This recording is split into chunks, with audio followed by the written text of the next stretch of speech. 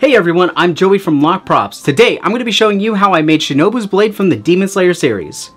I will have all the tools, materials, and the link to purchase the blueprint. They're going to be links down below, but some are going to be affiliate links so you can support the channel by clicking on them. But first, a little history about this sword. I wanted to make Shinobu's blade because this is a very interesting character. She is part of the elite ranked group of Demon Slayers called the Hashira. Known as the Insect Hashira, she is unique from the other Slayers because her blade is more of a needle and can't actually cut off the heads of any demons, but instead will inject poison into her enemies. When I first saw the character, she had become one of my favorites with her very polite and calm nature when talking to people and demons, but behind those eyes is something demons should all fear.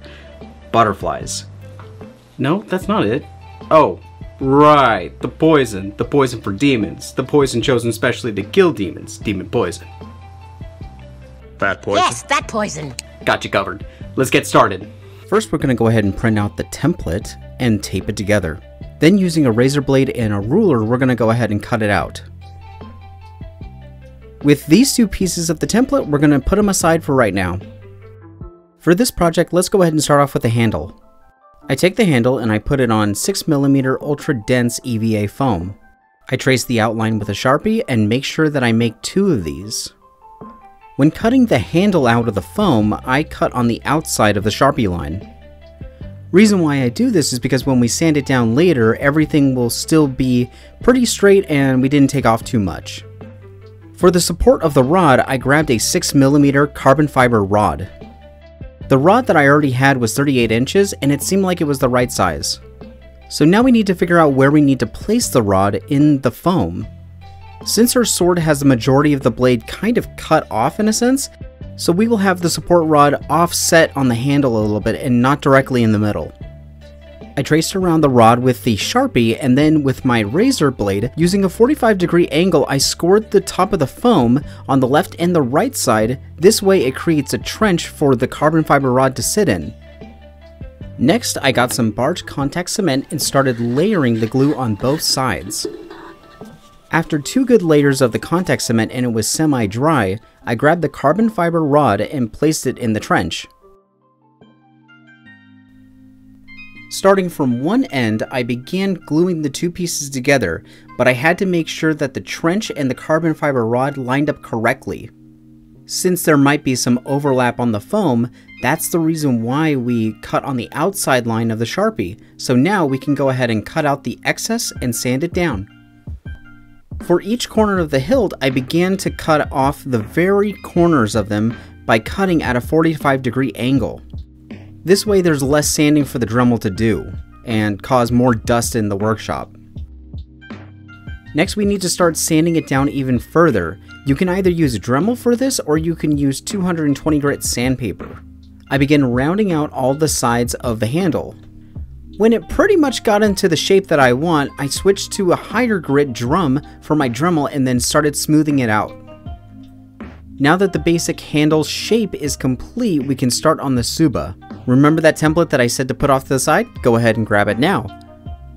Using my X-Acto blade, I trace around the outside edge of the Tsuba and cut it out. I grabbed 6mm EVA foam, but this is going to be very high density foam, so it's pretty rigid. I placed the template onto the foam and traced it out with a Sharpie. I go back to the template and cut out one of the inner circles of where the lotus leaf is. I placed the template back onto the foam and traced where I cut. Once I was done tracing, I rotated it and did it with the next petal. I then began to slowly cut it out of the foam using the X-Acto blade. Once it was fully cut out, I cut out each of the petals on the inside line, like what we did with the template.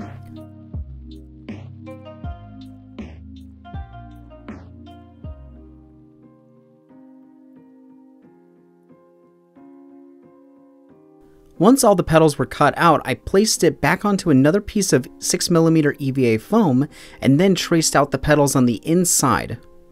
I then cut out each of the pieces using the X-Acto blade. You may be thinking, why don't you just use the same ones that you had cut out originally? Well, I did, but it didn't actually fit correctly after I had sanded everything down, so I went ahead and just traced everything out, and surprisingly, it actually ended up fitting a lot better after I sanded it. So now we'll take all of our petals and start sanding them down. We're just going to be sanding down the corners just to make it look a little beveled. When sanding with the Dremel, make sure that you're sanding away from you in the direction of where the Dremel is rolling, and if you want to make sure that you get clean corners, I recommend going from the bottom up. Then when you get close to the top, just switch it around and go from the bottom. Next we have to do all this detail. For this next part, just go slow and take your time with it. Make sure that you have a new blade on your X-Acto, or just make sure that it's sharpened. This would be a lot easier if I had a laser cutter, but I don't have one of those. So in the meanwhile, I'll just have to do this by hand.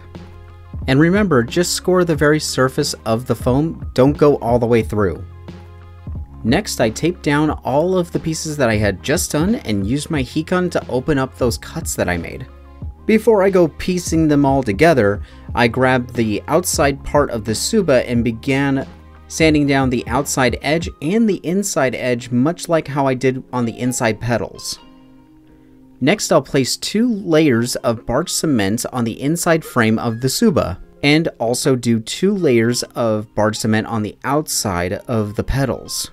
For this part, I actually didn't wait until the barge was semi-dry. I actually did it when it was still pretty wet, mainly because since this is going to be such a tight fit, it's gonna want to set immediately when I try and put them in.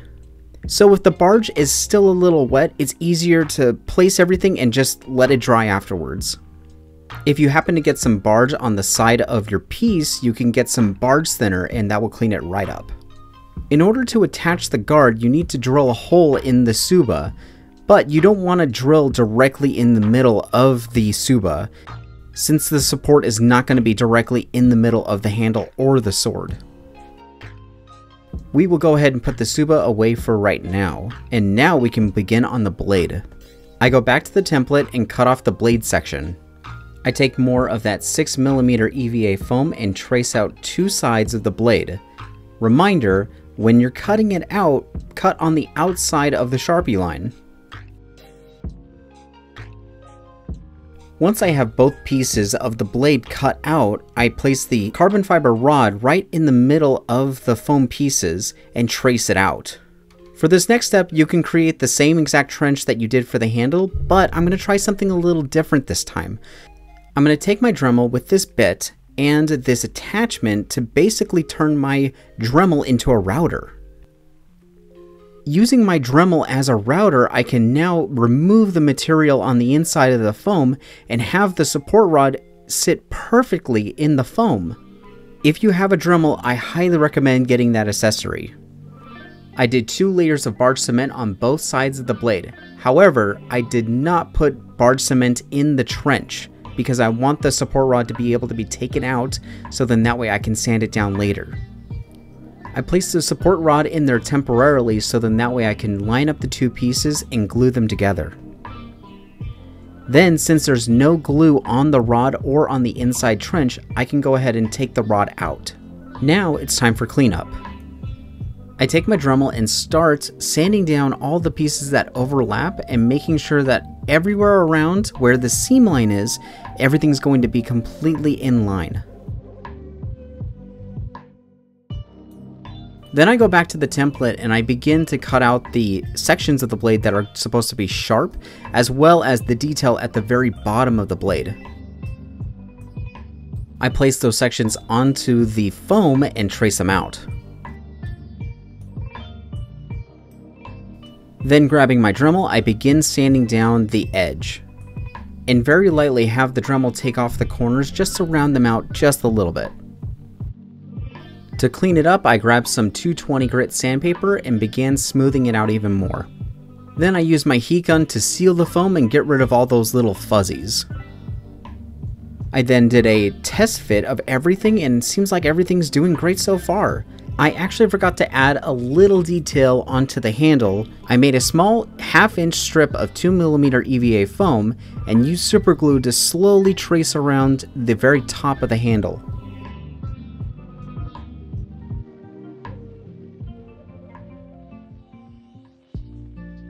Now with that done, we're going to go ahead and do 2 layers of Plasti Dip on the sword. Once dried, I grabbed the Tsuba and some masking tape and taped along the sides of the petals.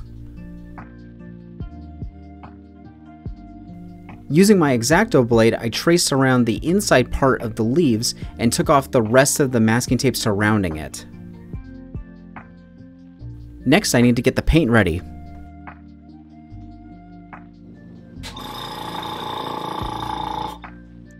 I got some Liquitex white, thinned it down with some water, and put it in my airbrush. Then I painted the unmasked area of the Tsuba all white, as well as the handle. The same process that I did with the white paint, I'm going to do with the orange paint now, and paint over everything. I thought the orange at first looked a little plain, so what I ended up doing was I grabbed this gold powder and mixed it in with the paint and then applied another coat of it, and it added a little bit more of a shine to it, but it also darkened it due to the gold. Once it was dried, I took off the masking tape. Let's go ahead and finish off the Tsuba.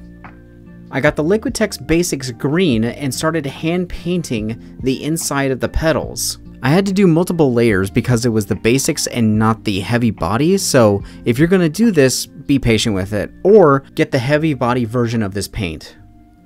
I took a thinner brush and began cleaning up the sides of the orange. Then to make the colors pop a little bit more, I grabbed some Mars Black heavy body acrylic and traced the inside of the petals. Next, I wanted to color in the small scored details in the Tsuba. So I took that same green and some white and mixed them together to make a brighter green. Then I painted in the details that I had made earlier. I think by having this lighter color, you can actually see the details and it brings everything together. Next, we need to paint the edge of the blade. I specifically got the yellow frog tape because it actually has low adhesion, so then that way it doesn't pull up the paint that's underneath it. I followed the line of the blade and placed the masking tape down. For the top of the blade, I used Tamiya 6mm masking tape. Working with this masking tape is very easy to go around curves. After I covered the line of the blade, I went ahead and covered the rest of the blade that wasn't going to be silver. But before I put on any silver, I need to do a gloss black first. So I used the All-Clad Gloss Black in my airbrush and covered the areas that I left open.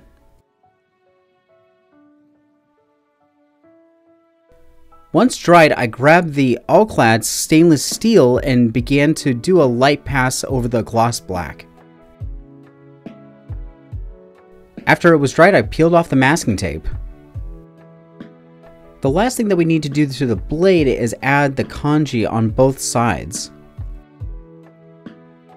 I'm going to have to freehand this, so I put the reference photo right next to the blade. Then using the titanium white heavy body paint, I began tracing out the kanji. From looking online, looks like the kanji reads Evil Demon on the right side and Destroy Kill on the left. I highly recommend using the heavy body acrylic for this, so then that way you don't have to do multiple coats. I think I had to do 2 at most for this, but otherwise I think I would have had to do 4 or 5 coats if I used the non-heavy body. For the last part, we're going to go ahead and wrap the handle and add the pommel. I got this green cord from Amazon and the link will be in the description below, but if you happen to see my Tanjiro blade, this is going to be the same process. I'm going to start off by using some super glue for the foundation, this way it doesn't unravel on me. I begin by bringing both sides around on the other side and begin with the left every time. I pinch the side of the cable and twist up twice. Then I have the right side lay on top of the left, and I also do the same process. I'll pinch the cord and twist up twice. I try my best to keep everything as tight as possible, and when I flip it around, I do the exact same process again. I will be following the same pattern all the way down the handle. When I get to the end, I cut off the excess and I glue down the ends. To keep the ends from fraying, I also grabbed a lighter and burned the ends. With the wrap done, now we need to make the pommel. I grabbed 4mm EVA foam and I placed the end of the handle onto the foam and traced around it. I cut out the piece and then also sanded it down with my Dremel. Using some scrap EVA foam, I cut out a 1-inch thick piece of foam. I put barge cement on both pieces and began wrapping around the 1-inch piece around the oval shape. I cut off the excess and glued it down. I then sanded down the hard edges of the pommel.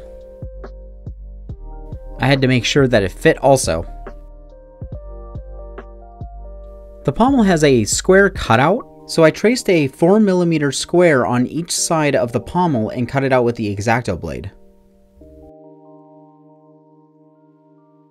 After plasti dipping the piece, I sprayed it with the same orange that I used for the rest of the handle. I put a lot of super glue into the pommel just to make sure that it doesn't fall off. Now I need to add some side detail into the pommel. I grabbed what was left of the cord and cut out 2 pieces that were 2 inches in length.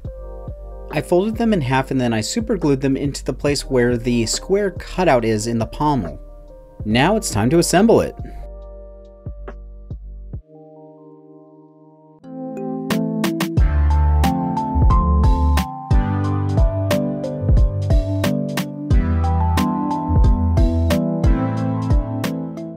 If you guys decide to build this yourselves, I would love to see it, so be sure to tag me in any of your social media platforms.